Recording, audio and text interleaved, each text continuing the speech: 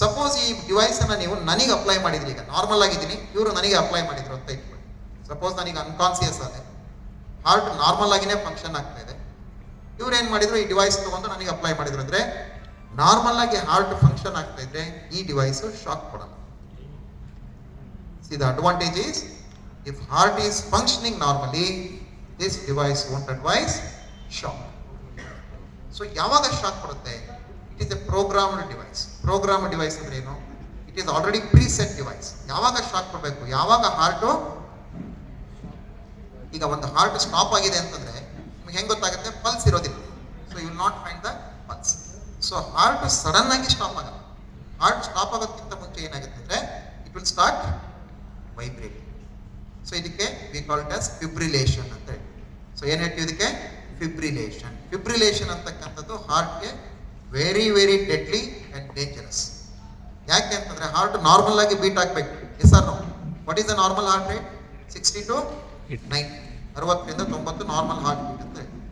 ಇಲ್ಲೇನಾಗ್ತಾ ಇದೆ? Heart normal beet ಆಗ್ತಾ ಇದೆ, ಸುಮ್ಮನೆ ವೈಬ್ರೇಟ್ ಆಗ್ತಾ ಇದೆ. ಎಲೆಕ್ಟ್ರಿಕಲ್ ಶಾರ್ಟ್ ಸರ್ಕ್ಯೂಟ್ ಆದಾಗ ಹೆಂಗೆ ವೈಬ್ರೇಟ್ ಆಗುತ್ತಲ್ಲ ಆ ಥರ ವೈಬ್ರೇಟ್ ಆಗ್ತದೆ.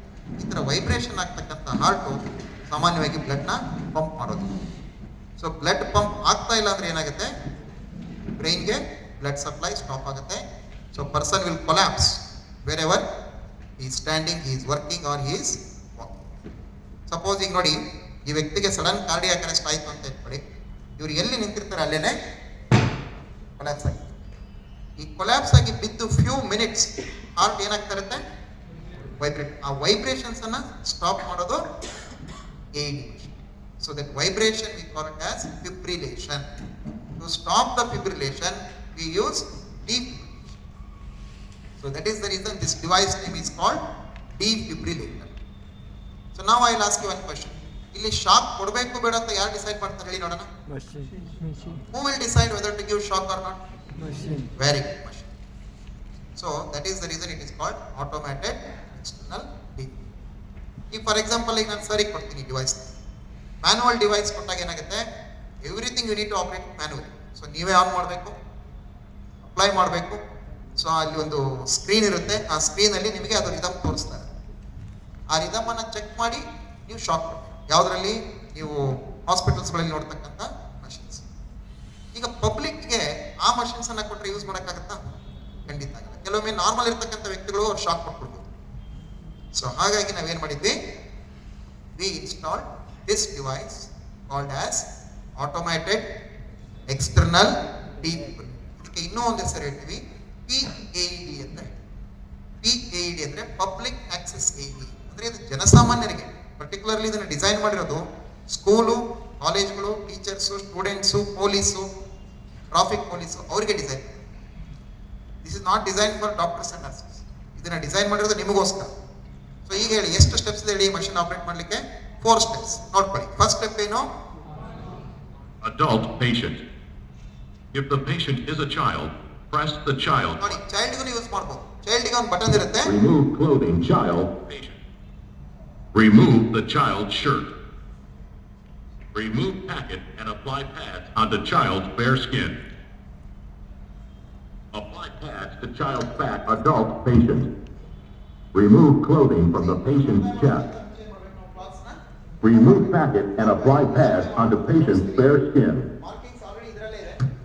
Apply pads as shown in the pictures. Right side, just below the right collarbone. Remove packet and apply pads onto patient's bare skin. Apply pressed pads firmly on skin. Left side ಎಲ್ಲಿ ಅಂದ್ರೆ? Apply pressed pads firmly on skin. ಒಂದು right side. Do not touch the patient. Analyzing heart rhythm. Not touch the patient.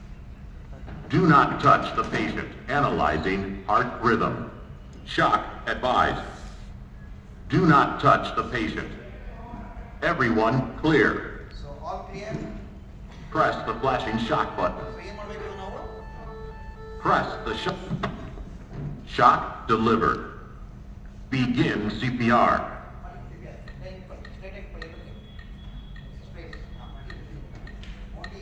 10.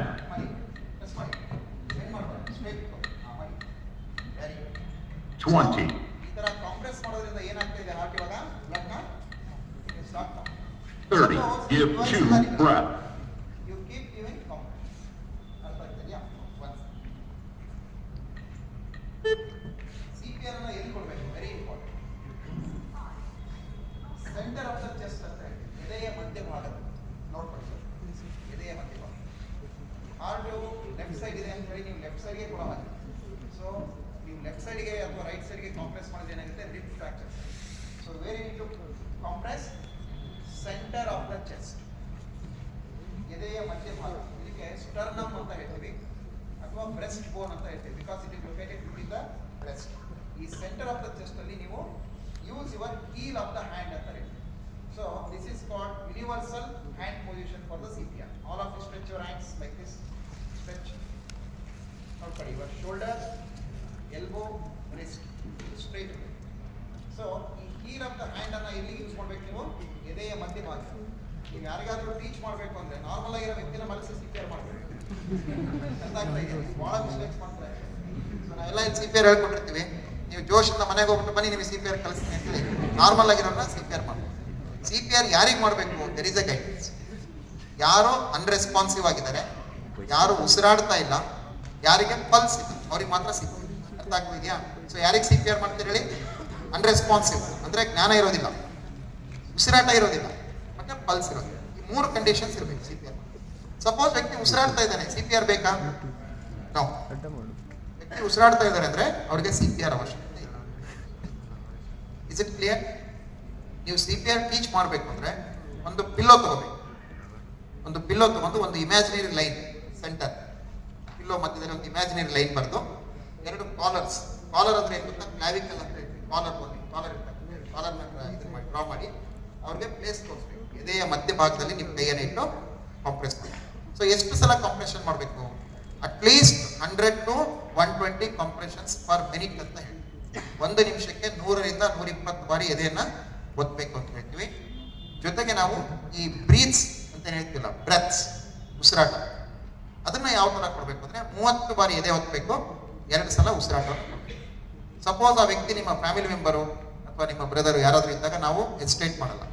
Unknown persons ಇದ್ದಾಗ ನಾವು ಕೊಡೋಕ್ಕಾಗಲ್ಲ. ಯಾಕೆ ಅಂತ ಹೇಳಿದ್ರೆ ನಮಗೆ risk ಇರುತ್ತೆ. ಆ ವ್ಯಕ್ತಿಗೆ ಏನು ಕಾಯಿಲೆ ಇರುತ್ತೆ ನಮಗೆ ಗೊತ್ತಿರಲ್ಲ. ಸೊ ಅವಾಗ ನೀವು ಆ ಮೌತ್ ಟು ಮೌತ್ ಬ್ರೆತ್ ಅನ್ನು ಅವಾಯ್ಡ್ ಮಾಡಬೇಕು. ಸೊ ನೀವು ಪ್ರಶ್ನೆ ಕೇಳ್ಬೋದು, ಸರ್ ಹಾಗಿದ್ರೆ ಮತ್ತೆ ಬ್ರೆತ್ಸ್ ಕೊಡ್ಲಿಲ್ಲ ಅಂದ್ರೆ ವ್ಯಕ್ತಿ ಬದುಕೋ ಸಾಧ್ಯತೆ ಇದೆಯಾ? ಎಸ್. ನೀವು ಕಾಂಪ್ರೆಷನ್ ಕೊಡಬೇಕಾದಾಗ some amount of negative pressure chest ಅಲ್ಲಿ ಕ್ರಿಯೇಟ್ ಆಗುತ್ತೆ. ನೀವು when you give compression when you release, ಅವಾಗ ಏನಾಗುತ್ತೆ? ಆಟೋಮೆಟಿಕ್ಲಿ ನೀವು ಏರ್ವೇನ ಓಪನ್ ಮಾಡೋದ್ರಿಂದ ಆ ಮೂಗು ಮತ್ತೆ ಬಾಯಿಂದ ಏನಾಗುತ್ತೆ? ಆಕ್ಸಿಜನ್ ಸಕ್. ಸೊ ಅದು ಅಷ್ಟೇ ಸಾಕು ಆ ವ್ಯಕ್ತಿ ಬರುತ್ತೆ. ನೀವು ಕಾಂಪ್ರೆಷನ್ಸ್ ಕೊಡೋದನ್ನ ನಿಲ್ಲಿಸ್ಬೇಕು. ನೀವು ಎಲ್ಲಿವರೆಗೂ ಕಾಂಪ್ರೆಷನ್ಸ್ ಕೊಡ್ತೀರೋ ಅಲ್ಲಿವರೆಗೂ ವ್ಯಕ್ತಿ ಬದುಕಿರೋ ಸಾಧ್ಯತೆ ಇರುತ್ತೆ. ಜೊತೆಗೆ ಅಲ್ಲಿವರೆಗೂ ಕೂಡ ನೀವು ಬ್ರೈನ್ಗೆ ಆಕ್ಸಿಜನ್ ಕೊಡ್ತಾ ಇರ್ತಾರೆ. As long as you are providing oxygen to the brain, the chances of survival is very high. So this is very important. ಅರ್ಥ ಆಗ್ತಾ ಇದೆಯಾ? ಸೊ ಈ CPR ಅಂದ್ರೆ ಏನು? Cardio pulmonary resuscitation. ಇದು ಒಂದು ಜೀವರಕ್ಷಕ ವಿಧಾನ ಅಂತ ಹೇಳಿ. ಯಾವಾಗ ಕೊಡ್ತೀರಾ CPR ಅನ್ನ ಅಂತಂದ್ರೆ in case of cardiac arrest. Cardiac arrest ಅಂದ್ರೆ ಏನು? Sudden stoppage of the heart. ಹೆಂಗೆ ಗೊತ್ತಾಗುತ್ತೆ? How you identify? Number 1, unresponsive, ವ್ಯಕ್ತಿ ಪ್ರಜ್ಞೆ ತಪ್ಪಿ ಬಿದ್ದೋಗ್ತಾರೆ. ನಂಬರ್ 2, ನೋ ಬ್ರೀದಿಂಗ್, ಉಸಿರಾಟ ಇರೋದಿಲ್ಲ, ವೆರಿ ಇಂಪಾರ್ಟೆಂಟ್. ಪಲ್ಸ್ ಇರೋದಿಲ್ಲ. ನೀವು ಕೇಳ್ಬೋದು, ಸರ್ ನಮಗೆ ಗೊತ್ತಾಗುತ್ತೆ ಪಲ್ಸ್ ಚೆಕ್ ಮಾಡೋದು ಅಂತ ನೀವು ಕೇಳ್ಬೋದು. ಸಾಮಾನ್ಯವಾಗಿ ನಾವು ಪಲ್ಸ್ ಅನ್ನು ಎಲ್ಲಿ ನೋಡ್ತೀವಿ? ಕೈಯಲ್ಲಿ ನೋಡ್ತಿರ್ತೀವಲ್ಲ. ಬಟ್ ಕಾರ್ಡಿಯಾಕ್ ಅರೆಸ್ಟ್ ಆದಾಗ ಈ ಕೈ ಮತ್ತೆ ಕಾಲುಗಳಲ್ಲಿ ಪಲ್ಸ್ ಸಿಗೋದಿಲ್ಲ. You need to check the central pulse. So central pulse ನಿಮ್ಮ 2 ನೆಕ್ಕಿನ ಸೈಡಲ್ಲಿ ಇದೆ, right side and left side. ಈ ರಕ್ತನಾಳಗಳು ಎಲ್ಲಿಗೆ ಬ್ಲಡ್ ಸಪ್ಲೈ ಮಾಡ್ತಾ ಇರುತ್ತೆ? ಬ್ರೈನ್ಗೆ, ಮೆದುಳಿಗೆ ಇರುತ್ತೆ. These 2 vessels are very very important vessels, very important vessels. ಈ ವೆಸಲ್ಸ್ಗಳಿಂದನೇ ನಿಮಗೆ ಬ್ರೈನ್ಗೆ ಬ್ಲಡ್ ಸಪ್ಲೈ. ಸೊ ಇಲ್ಲಿ ನಾವು ಚೆಕ್ ಮಾಡ್ತೀವಿ. ಎಷ್ಟೊತ್ತು ಚೆಕ್ ಮಾಡಬೇಕು ಅಂದ್ರೆ 5 to 10 ಸೆಕೆಂಡ್ಸ್, 5 ರಿಂದ 10 ಸೆಕೆಂಡ್ ಮಾತ್ರ ಚೆಕ್ ಮಾಡಬೇಕು. ಸಪೋಸ್ ನಿಮಗೆ 5 ರಿಂದ 10 ಸೆಕೆಂಡ್ ಅಲ್ಲಿ ಪಲ್ಸ್ ಸಿಗ್ತಾ ಇಲ್ಲ ಅಥವಾ ಡೌಟ್ ಇದೆ, ಆ ವ್ಯಕ್ತಿ ಉಸಿರಾಡ್ತಾ ಇಲ್ಲ ಅಂದ್ರೆ ಏನ್ ಸ್ಟಾರ್ಟ್ ಮಾಡ್ಬೇಕು? ನೀವು CPR ಅನ್ನ ಸ್ಟಾರ್ಟ್ ಮಾಡಿ. Okay, right. So I will play one small video, some incidences of cardiac arrest.